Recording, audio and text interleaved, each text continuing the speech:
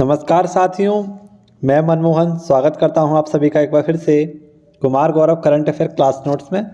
और आज आपके लिए रिवीजन की इस क्लास में 13 फरवरी 2023 के कुछ करंट अफेयर के इम्पोर्टेंट करंट अफेयर के क्वेश्चनों पर बात करने वाला हूं।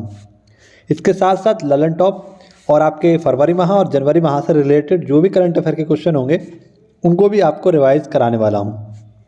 तो पूरी हिम्मत और शिद्दत के साथ, मेहनत के साथ इस वीडियो को आप देखना। यहाँ से आपका बहुत ही अच्छा रिवीजन होने वाला है और आपको आज मैं क्वेश्चन नंबर फर्स्ट में अपना जो आम बजट है उसका भी रिवीजन कराने वाला हूँ। ठीक है, तो सभी साथी शिद्दत के साथ इस वीडियो को देखना। ठीक है, चलिए शुरुआत करते हैं पहले क्वेश्चन से। और पहला क्वेश्चन आपकी स्क्रीन पर है। राजस्थान के मुख्यमंत्री द्वारा चिरंजीवी बीमा योजना के तहत बीमा सुरक्षा राशि को कितना निर्धारित करने की घोषणा की गई है। जैसा कि आपको सभी को पता है कि राजस्थान की बहुत ही एक फेमस योजना है जिसका नाम है चिरंजीवी बीमा योजना, जो कि एक स्वास्थ्य बीमा योजना है। शुरुआत में इसकी जो बीमा राशि थी 5 लाख रुपए थी, फिर इसको बढ़ाकर 10 लाख रुपए कर दिया गया। लेकिन अब बजट 2023-24 में इसका जो स्वास्थ्य बीमा बजट है वो कितना कर दिया गया है, वो 25 लाख रुपये कर देने की घोषणा की गई है। ठीक है, तो शुरुआत में जब इसकी शुरुआत हुई थी, यानी कि 1 मई 2021 को जब इसकी शुरुआत हुई थी, तब इसमें जो बीमा राशि थी वो 5 लाख रुपए थी, फिर वो 10 लाख रुपए हो गई, अब वो कितनी हो गई है, 25 लाख रुपए हो गई है। तो ये भी आपको याद रखना है। ठीक है, अब देखिए बजट की बात आई है तो इसी बजट में कुछ और बातें की गई हैं। जैसे कोविड-19 के तहत इसमें कुछ बातें कही गई हैं, है ना। तो एक एक करके हम बात करते हैं। जैसे सबसे पहले इंदिरा गांधी शहरी रोजगार गारंटी योजना, ये शहरी संबंधित थी आपकी और राजस्थान सरकार की एक फेमस योजना थी ये भी। इसमें 100 दिन का रोजगार दिया जाता था, उन्हें बढ़ाकर कितना कर दिया, 125 दिन कर दिया गया है। इसके साथ साथ युवा कल्याण कोष का जो गठन किया गया था, इसके लिए 500 करोड़ रुपए आवंटित किए गए हैं। कोविड-19 में जो अनाथ बच्चे हो गए थे उनके लिए सरकारी नौकरी का प्रावधान इसमें किया गया है। इसके साथ साथ जो आपका APJ Abdul Kalam biotechnology institute है वो भी कहाँ पर खोला जाएगा, जयपुर में खोला जाएगा। और इसकी थीम भी रखी गई है बचत, राहत और बढ़त। 2023-24 की जो थीम रखी गई है बजट के लिए, राजस्थान बजट के लिए, वो बचत, राहत और बढ़त रखी गई है। देखिए अगर हम बात करें कि चुनावों की बजट ही आखिरकार आया कहाँ से था आपका, तो बजट के जनक थे 1860 में। सबसे पहले आपका बजट पेश किया गया था भारत में, वो जॉन जेम्स विल्सन के द्वारा किया गया था 1860 में। ठीक है, लेकिन आपसे पूछे भारत का जो आम बजट था पहला किसने पेश किया था, तो आप सभी लोग याद रख लेना, ये किया था षणमुखम शेट्टी ने। किसने किया था, षणमुखम शेट्टी के द्वारा ये किया गया था। लेकिन आपसे पूछे गणतंत्र भारत का किसने किया था, तो ये किया था आपका जॉन मथाई के द्वारा। किसके द्वारा, जॉन मथाई के द्वारा गणतंत्र भारत का पहला बजट पेश किया गया था। जॉन मथाई के द्वारा ही पहला रेल बजट भी पेश किया गया था भारत में। ठीक है, और रेल बजट और आम बजट आपके कब कब अलग हुए थे, तो 1924 में एक ब्रिटिश आपके बजट शास्त्री थे, या यूँ कह सकते हैं आपके रेल अर्थशास्त्री थे, जिनका नाम था एकवर्थ। एकवर्थ के द्वारा एक एकवर्थ समिति बनाई गई थी, जिसके अध्यक्ष भी एकवर्थ को ही बनाया गया था। इस समिति की सिफारिश पर रेल बजट को आम बजट से अलग किया गया था, लेकिन 2017 में रेल बजट और आम बजट को एक कर दिया गया था। ठीक है, और वो समिति थी आपकी विवेक देवरॉय समिति। कौन सी समिति थी, विवेक देवरॉय समिति थी। इसके आधार पर रेल बजट और आम बजट को पेश किया गया था। देखिए अगर हम बात करें रेल बजट की, तो रेल बजट सबसे पहले 1947 में पेश किया गया था। ठीक है, 1947 में भारत का जो स्वतंत्र भारत का पहला था वो 1947 में पेश किया गया था। ठीक है, और अगर मैं बात करूँ कि सर्वाधिक आपका रेल बजट किसने पेश किया है, तो सर्वाधिक जो रेल बजट पेश किया है आपका, वो याद रख लेना आप लोग, वो एक व्यक्ति हैं जिनका नाम है जगजीवन राम। कौन है, बहुत ही फेमस व्यक्ति हैं, आप सब लोग जानते होंगे इनके बारे में। जगजीवन राम, इनका समाधि स्थल का नाम है समता स्थल। कौन सा, समता स्थल इनकी समाधि का नाम है। इनने 7 बार रेल बजट को पेश किया है। और इसके बाद बहुत ही फेमस बिहार के जो पूर्व मुख्यमंत्री रह चुके हैं, इनका नाम तो बच्चा जानता होगा, लालू प्रसाद यादव जी। ये भी आपके पूर्व रेल मंत्री रह चुके हैं और इन्होंने 6 बार आपका रेल बजट पेश किया था।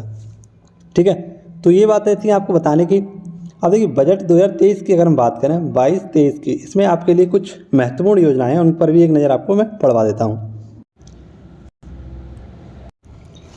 देखिए आप सभी को पता है बजट 2023-24 पेश कर दिया गया है आपका निर्मला सीतारमण जी के द्वारा। ये उनका 5वां बजट था।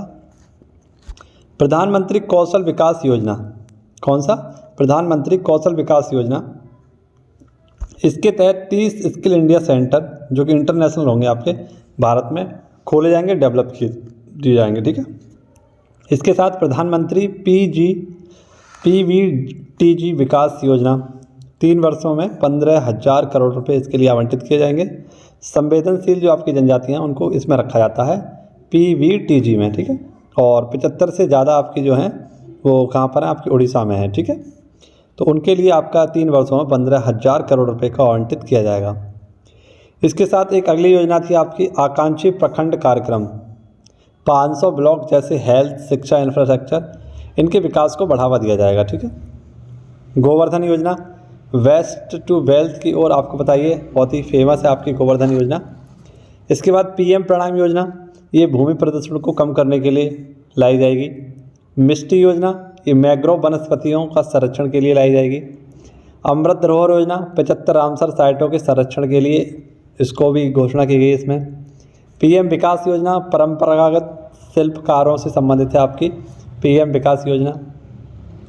इसके बाद आपसे पूछा जाए कि महिला सम्मान बचत, ये 2 वर्ष के लिए आपका जो जारी किया गया है, इस पर जो है 2 लाख रुपए तक पर 7.5% ब्याज आपको प्रदान की जाएगी। और एक है श्री अन्न, जो मोटे अनाज थे भारत में, इनको क्या बोला जाएगा? श्री अन्न बोला जाएगा। और हैदराबाद में इसका क्या किया जाएगा? एक स्थापित केंद्र किया जाएगा, यानी जो आपका मोटे अनाज से संबंधित जो उत्कृष्टता केंद्र बनाया जाएगा वो कहाँ पर होगा? आपका हैदराबाद में स्थापित किया जाएगा। तो बजट 2023-24 की ये कुछ खास बातें थी जो आपको मैंने वन लाइनर में समझाने की कोशिश की है। आई होप आपको ये पूरा समझ में आया हो क्वेश्चन, और जो भी बातें मैंने आपको बोलकर बताई हैं उनको भी आप गौर से सुन लेना। आपका यहाँ पर बहुत अच्छा कंटेंट तैयार होने वाला है। तो ऐसे ही वीडियो मैं आपको डेली प्रोवाइड कराता हूँ। अगर आपको अच्छी लगती हो तो वीडियो को लाइक वगैरह कर दीजिए करें। कोई कमेंट, अगर कोई सुझाव आपका मुझे देना चाहते हैं कि आप इस प्रकार से नहीं, वीडियो को इस प्रकार से कुछ, मतलब जो भी आपके मन में हो, कोई भी डाउट उसे क्लियर करने के लिए आप कमेंट बॉक्स में मुझे बेझिझक कर दिया करें, ठीक है। आगे देखते हैं और देखते हैं अगला क्वेश्चन हमारा क्या कह रहा है। अगला क्वेश्चन हमारा है, इसरो द्वारा श्रीहरिकोटा से SSLV D2 प्रक्षेपण यान से कौन सा उपग्रह सफलतापूर्वक प्रक्षेपित किया गया है? जैसा कि आपको पता है कि भारत ने पहला SSLV जो भेजा था वो असफल रहा था। उसके तहत आज़ादी सैट को भेजा गया था जो असफल रहा। लेकिन पुनः से आपको पता ही है, इसरो यानी कि इम्पॉसिबल रिसर्च ऑर्गेनाइजेशन जिसे हम कहते हैं, यानी कि इंडियन स्पेस रिसर्च ऑर्गेनाइजेशन, जो नामुमकिन काम होते हैं यानी इम्पॉसिबल काम होते हैं वो करने का जज्बा जो रखता है वो है हमारा कौन सा? इसरो। इसलिए मैंने बोला आपको इम्पॉसिबल रिसर्च ऑर्गेनाइजेशन। तो हाल ही में श्रीहरिकोटा के द्वारा SSLV D2 को दोबारा से प्रक्षेपित किया गया है और इसमें 3 आपके पुनः से क्या जाएंगे? उपग्रह जाने वाले हैं। एक आज़ादी सैट 2 जाने वाला है, एक EOS 07 जाने वाला है, और एक अमेरिका का भी इसमें जाएगा, जॉनस फर्स्ट यानी JANUS, ठीक है। ये जो आज़ादी सैट 2 है इसे स्टार्टअप, एक चेन्नई का स्टार्टअप है, इसके द्वारा डेवलप किया गया है। और इसे कितनी दूरी पर? तो 450 किलोमीटर की ऊंचाई वाली कक्षा में क्या किया जाएगा? प्रक्षेपित किया जाएगा, ठीक है। तो ये इम्पॉसिबल काम आपको पता ही है, हमारा इसरो ही करता है, ठीक है। अब आपको पता है पहला निजी रॉकेट भारत का कौन सा है? तो विक्रम S, ठीक है। और इसरो के बारे में अगर मैं बात करूं तो इसरो की स्थापना कब हुई थी?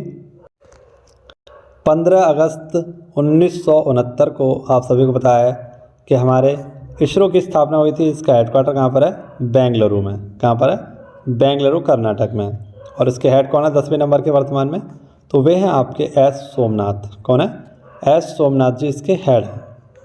अब इसके साथ कुछ ललन टॉप क्वेश्चन है, आपको देखने चाहिए। सर्वाधिक प्राकृतिक उपग्रह किस ग्रह के हैं? तो बृहस्पति के, और टोटल 92 हो चुके हैं।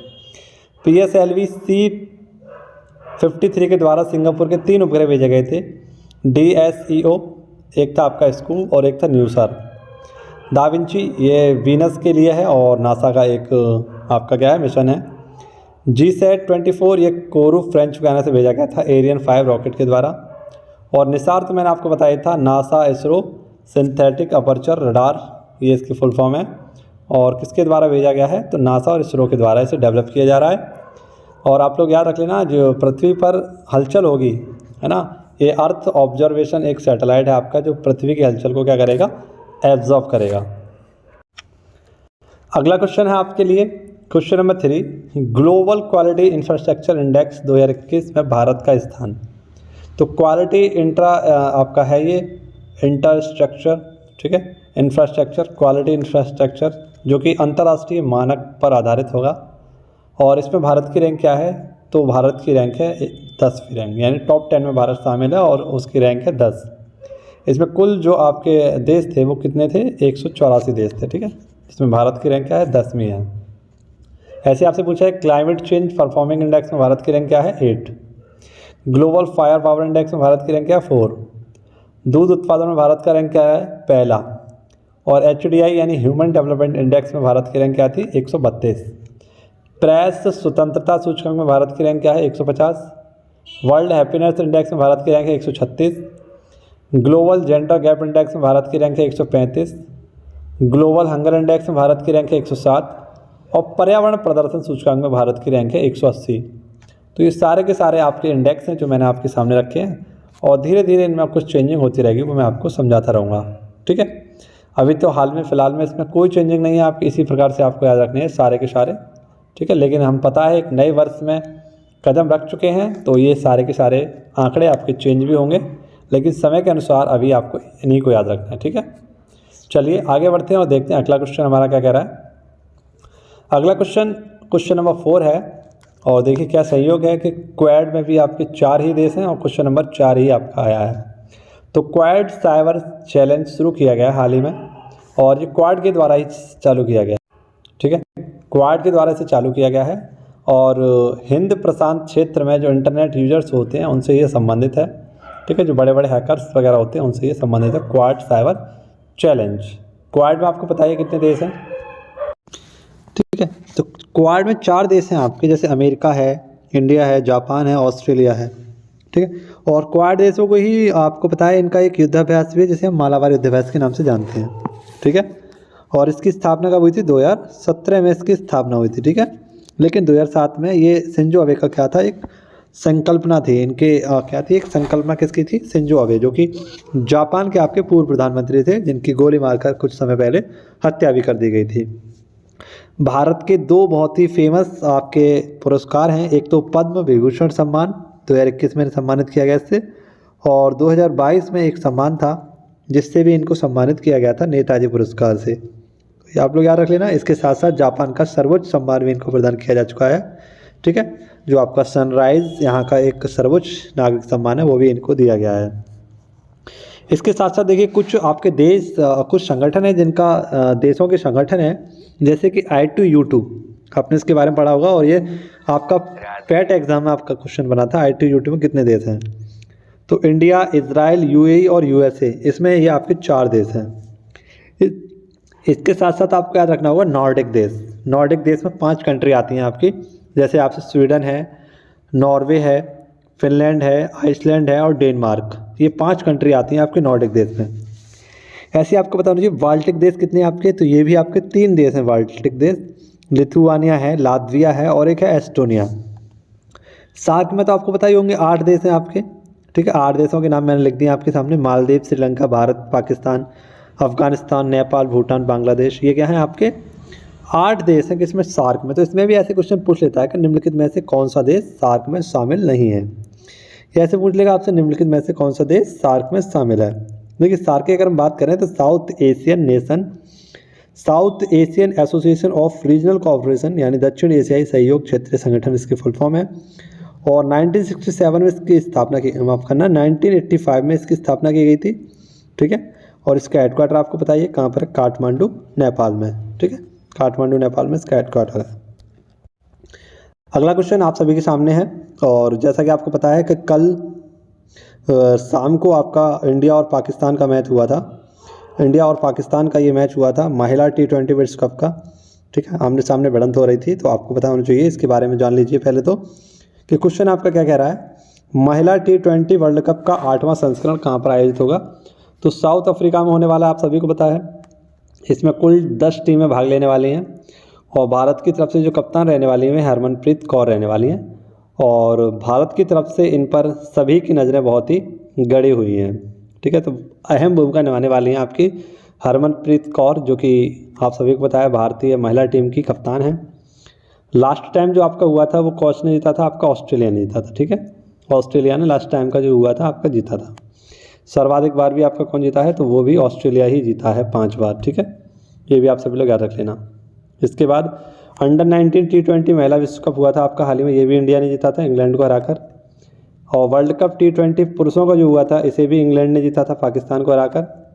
हॉकी वर्ल्ड कप जो आपका हुआ था ये जर्मनी ने जीता था और इसको हराया था बेल्जियम को। तो यही क्वेश्चन मैंने आपसे उसमें पूछा था today question of the day में, तो इसका आंसर यही हो जाएगा। किसको हराया था, बेल्जियम को हराया था किसने, जर्मनी ने। फीफा वर्ल्ड कप आपको बताइए अर्जेंटीना ने जीता फ्रांस को हराकर। और अंडर 17 जो फीफा वर्ल्ड कप हुआ था ये आप सब लोग याद रखना किसने जीता है, स्पेन ने जीता है।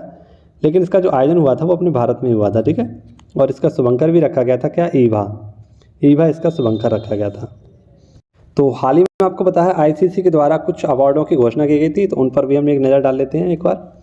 जैसे T20 बेस्ट प्लेयर, T20 का बेस्ट प्लेयर कौन है आपका, सूर्य कुमार यादव, जिसे हम 360 भी कहते हैं। ठीक है, T20 की बेस्ट प्लेयर चुने गए हैं आपके। और महिलाओं अगर देखें तहलिया मैकार्थ हैं ये आपकी ऑस्ट्रेलिया की। ICC test player of the year कौन है आपके, तो वे हैं वेन स्टोक्स, ये इंग्लैंड के हैं। वनडे बेस्ट प्लेयर कौन है आपके, बाबर आजम पाकिस्तान के हैं। और सर गारफील्ड्स ट्रॉफी भी इनको ही मिली है। अगर हम वुमेन की बात करें तो वुमेन में है नेट सीवर, ये इंग्लैंड की हैं। ठीक है, वनडे बेस्ट प्लेयर वुमेन में। Most emerging cricketer of the year कौन है, तो ये हैं आपकी मार्को जॉनसन, ये ऑस्ट्रेलिया के हैं। और महिलाओं बात करें तो ये हैं रेणुका सिंह, इन पर भी हमारी काफ़ी नज़रें टिकी हुई हैं और हमें भरोसा है कुछ ना कुछ बेहतर इस वर्ल्ड कप में करने वाले हैं। स्पिरिट ऑफ क्रिकेट ये आसिफ शेख हैं, आसिफ शेख नेपाल के हैं। और अंपायर ऑफ द ईयर का अवार्ड दिया गया था रिचर्ड इलिंगवर्थ को, ये दिया गया था इंग्लैंड के। ठीक है, तो इस पर भी आप लोग एक नज़र डाल लीजिए और बढ़िया सा रिवीजन आपका यहाँ पर चल रहा है। बार बार आप अपनी कॉपी नहीं खोल पाएंगे, लेकिन आप मुझे अगर ये 10 से 20 मिनट मुझे दे देंगे तो आपका पूरा का पूरा रिवीजन मैं कराता रहूँगा। ठीक है, समय के अनुसार। आगे देखिए अगला क्वेश्चन आपका क्या है, एरो इंडिया उत्सव, कौन सा, एरो इंडिया उत्सव, इसका आयोजन हाल ही में बेंगलोर में हुआ था। और ये एक एयरपोर्ट है आपका बेंगलोर में, यह लंका एयरपोर्ट है ये आपका, DRDO के द्वारा इसे आयोजित किया गया था। ठीक है, 13 से 17 फरवरी तक इसका आयोजन चलने वाला है। ठीक है, और इसका ये 14वां संस्करण था, कौन सा, 14वां संस्करण। तो DRDO defence research and development organisation, जिसका हेडक्वार्टर कहाँ पर है, दिल्ली में। स्थापना 1 जनवरी 1958 को हुई थी और इसके हेड कौन है अभी वर्तमान में, समीर V कामत जी इसके हेड हैं। ठीक है, और इसकी नोडल एजेंसी कौन सी थी एरो इंडिया उत्सव की, तो HAL हिंदुस्तान एरोनॉटिक लिमिटेड, इसके द्वारा ही प्रचंड है ना हल्का लड़ाकू आपका जो हेलीकॉप्टर और हल्का लड़ाकू विमान आपका तेजस, दोनों किसने बनाए हैं, HAL ने ही बनाए हैं। और HAL के द्वारा ही आपका हाल ही में क्या बनाया गया है, तो सबसे बड़ी जो आपकी हेलीकॉप्टर कंपनी होगी तुमकुर में बनाई जाएगी, तुमकुर। ठीक है, तुमकुर कर्नाटक में यही आपका, तो ये भी किसने डेवलप किया, HAL ने ही किया है आपकी। ठीक है, अब एयरपोर्ट की बात आई है तो 2 एयरपोर्ट के नाम आप लोग याद रखना। एक आपका है इंदिरा गांधी एयरपोर्ट, जो कि अक्षय ऊर्जा पर आधारित चलने वाला आपका भारत का पहला क्या होगा, एयरपोर्ट होगा। और एक आप याद रखना कार्बन न्यूट्रल पहला आपका जो एयरपोर्ट है वो कौन सा है, लद्दाख का। ठीक है, लेह लद्दाख का है आपका कार्बन न्यूट्रल एयरपोर्ट। ठीक है, और एक आप याद रखना कैंपगोड़ा एयरपोर्ट, कौन सा, कैंपगोड़ा एयरपोर्ट। इस कैंपगोड़ा एयरपोर्ट जो कि बेंगलोर में आपका, इसके बाहर एक प्रतिमा स्थापित की जा रही है जिसका नाम है स्टैचू ऑफ प्रॉस्पेरिटी। क्या नाम है, स्टैचू ऑफ प्रॉस्पेरिटी। अगला क्वेश्चन देखिए, अगला क्वेश्चन आपके लिए इंपॉर्टेंट है, ZSI, आपने इसके बारे में पढ़ा होगा। ZSI zoological survey of India को देश में पहली बार लिथियम के भंडार कहाँ पर खोजे हैं, तो ZSI के द्वारा आप सभी लोग याद रख लें, जेड से याद रख लेना जम्मू कश्मीर। ठीक है, जेड से याद रख लेना जम्मू कश्मीर में आपके लिथियम के भंडारों को खोजा गया है। लेकिन सबसे ज़्यादा अगर हम बात करें कि लिथियम के भंडार कहाँ पाए जाते हैं, तो ये चिली में पाए जाते हैं। लेकिन भारत में हाल ही में सबसे बड़े भंडार खोजे गए हैं जम्मू कश्मीर में। ठीक है, और मांड्या कर्नाटक में इसकी संभावना है कि यहाँ पर भी आपके लिथियम के कुछ संभावित जो होंगे आपके भंडार होंगे उनको खोया जा सकता है। जेडएसआई की अगर हम बात करें, ZSI zoological survey of India, इसकी स्थापना 1851 में हुई थी और इसकी हेड हैं धृति बनर्जी। हाल ही में पहली महिला इसकी हेड बनाई गई थी, धृति बनर्जी। अच्छा, लिथियम का प्रयोग क्यों करते हैं हम लोग, इसको भी जान लीजिए। लिथियम का प्रयोग बैटरी बनाने में और जो हमारा कृत्रिम हृदय होता है जिसमें हम पेस मेकर का उपयोग करते हैं, इसको बनाने में किसका यूज होता है, तो लिथियम का ही होता है। और लिथियम का परमाणु क्रमांक क्या है, तो 3 है। हले नाना की रब से फरियाद, बेटा मांगे कार स्कूटर कार, बाप राजी, ऐसे करके हम याद करते हैं। हाइड्रोजन आपका, लिथियम ऐसे करके याद करते हैं। तो वही है आपका ट्रिक थी एक छोटी सी। देखिए यहाँ से आपके कुछ इंपॉर्टेंट करंट अफेयर के जो क्वेश्चन होंगे वो काफ़ी ज़्यादा सरल तरीके से आपको याद होने वाले हैं। तो एक नज़र इस पर मैं आपकी डलवा देता हूँ। निधि आपके निकट 2.0, हालांकि पुराना क्वेश्चन है, रिवाइज कराने के लिए आपके लिए लाया हूँ। अगले क्वेश्चन पे बात करूँगा, देखकर पूरा जाइएगा, ठीक है। जिला स्तर पर शिकायत निवारण के लिए आपकी निधि निकट, इसको लॉन्च किया गया EPFO के द्वारा। किसके द्वारा, EPFO के द्वारा। कर्मचारी भविष्य निधि संगठन से संबंधित है आपका, ठीक है, एम्प्लॉय प्रोविडेंट, और यह है आपका फंड ऑर्गेनाइजेशन। तो देखिए ये इंपॉर्टेंट क्वेश्चन आपके लिए। ई समाधान पोर्टल UGC के द्वारा, ई निरीक्षण पोर्टल सॉफ्टवेयर है आपका सुप्रीम कोर्ट के द्वारा, U-Win पोर्टल ये आपका गर्भवती महिलाओं से संबंधित था, ई अमृत पोर्टल नीति आयोग के द्वारा इलेक्ट्रॉनिक व्हीकल से संबंधित है, सारथी ऐप ये सेवी के द्वारा, डॉपलर वेदर रडार नेटवर्क ये पृथ्वी विज्ञान मंत्रालय के द्वारा, भारतीय विज्ञान कांग्रेस इसका आयोजन कहाँ किया गया, तो नागपुर विश्वविद्यालय में किया गया, और सुन्नी बांध जल विद्युत परियोजना ये आपकी हिमाचल प्रदेश की है। और हाल ही में एक आपकी थी जिसे रद्द कर दिया गया था, एटालिन, कौन सी, एटालिन जल विद्युत परियोजना, ये कहाँ की है आपकी, अरुणाचल प्रदेश की, ठीक है, एटालिन जल विद्युत परियोजना। जबकि आपसे सुन्नी पूछी, ये कहाँ की है, हिमाचल प्रदेश की, ठीक है। अगला क्वेश्चन देखिए, ग्लोबल इन्वेस्टर समिट। तो ग्लोबल इन्वेस्टर समिट 2023 का आयोजन किया गया था लखनऊ में, ठीक है। इसके द्वारा नरेंद्र मोदी के द्वारा इसका उद्घाटन किया गया और निवेश को बढ़ावा देने के लिए ग्लोबल इन्वेस्ट समिट का आयोजन किया गया था लखनऊ में। आपको पता है पैरा बैडमिंटन अकेडमी खुलने वाली है आपकी, ब्रह्मोस विनिर्माण केंद्र कहाँ पर, लखनऊ में है। और सिंगापुर की तर्ज पर आपकी नाइट सफारी जो पहली बनेगी वो भी कहाँ पर बनेगी, लखनऊ में बनेगी, ठीक है। ये तीनों क्वेश्चन याद रख लेना लखनऊ से। अगला देखिए, global books award. Global books award 2023 ये किसे दिया गया है, तो राखी कपूर को दिया गया है। ग्लोबल बुक्स अवार्ड ये आपकी फिजियोथेरेपिस्ट हैं एक, इनको दिया गया है। और इनकी एक बुक है जिसके लिए इन्हें ये प्रदान किया गया है, नाउ यू ब्रीथ, अब सांस लो तुम, ठीक है, नाउ यू ब्रीथ, इसके लिए इन्हें दिया गया है। अगला देखिए, मातृभूमि बुक ऑफ द ईयर, ये किसको दिया गया है, मातृभूमि बुक ऑफ द ईयर है डॉक्टर पैगी मोहन, एक महिला हैं। व्यास सम्मान असगर वजाहत को दिया गया है। नो स्पिन ये सैनबोर्न की आत्मकथा है, ठीक है। और अगला क्वेश्चन देखिए आपका क्या कह रहा है, क्वेश्चन है आपका 450 टेस्ट विकेट लेने वाले दूसरे खिलाड़ी आपके बने हैं रविचंद्रन अश्विन। पहले कौन है, मुरलीधरन, कोलकाता, ठीक है। इसके बाद दोहरा शतक लगाने वाले सबसे कम उम्र के बल्लेबाज कौन बने, शुभमन गिल। एक ओवर में 7 छक्के लगाने वाले तो ऋतुराज गायकवाड़। और पर्पल कैप ये IPL में दिया गया था किसे, चहल पहल को, ठीक है, युजवेंद्र चहल को। अगला क्वेश्चन, सिक्कों की वेंडिंग मशीन शुरू की गई किसके द्वारा, RBI के द्वारा। ये QR कोड पर आधारित हो गया आपकी सिक्कों की वेंडिंग मशीन, RBI के द्वारा लॉन्च की गई है। RBI जिसकी स्थापना 1934 के एक्ट से 1 अप्रैल 1935 में की गई थी, 1 जनवरी 1949 को इसका राष्ट्रीयकरण किया गया था, ठीक है। और इसके वर्तमान में हेड कौन है, शक्तिकांत दास जी इसके वर्तमान में हेड हैं, ठीक है। तो आई होप आपको पूरी वीडियो समझ में आई होगी, पसंद आई होगी। अगर आप इस वीडियो को किसी अदर चैनल से देख रहे हैं तो आप KGF यूट्यूब चैनल को सब्सक्राइब कर सकते हैं, ठीक है। वहाँ पर आपको मनमोहन क्लासेस से संबंधित एक चैनल मिलेगा, वहाँ से आप इस चैनल को सब्सक्राइब कर लीजिए। और डेली नोटिफिकेशन के लिए आप लोग बेल आइकन घंटी को दबा दीजिए, जिससे कि आप किसी भी नोट्स वाली वीडियो से जिसका मैं कम समय में आपके लिए रिवीजन कराता हूँ वो आपसे छूट ना पाए, ठीक है। तो आई होप आपको वीडियो अच्छी लगती होगी। तो कोई कमेंट आप मेरे लिए आज छोड़ना जो आपको अच्छा लगता हो, इस खास बात लगती हो आपके लिए इस वीडियो के बारे में, तो वो मुझे बताना एक बार। इसी के साथ आपसे मुलाकात होगी कल इसी समय पर इसी वीडियो के साथ। धन्यवाद, जय हिंद, जय भारत।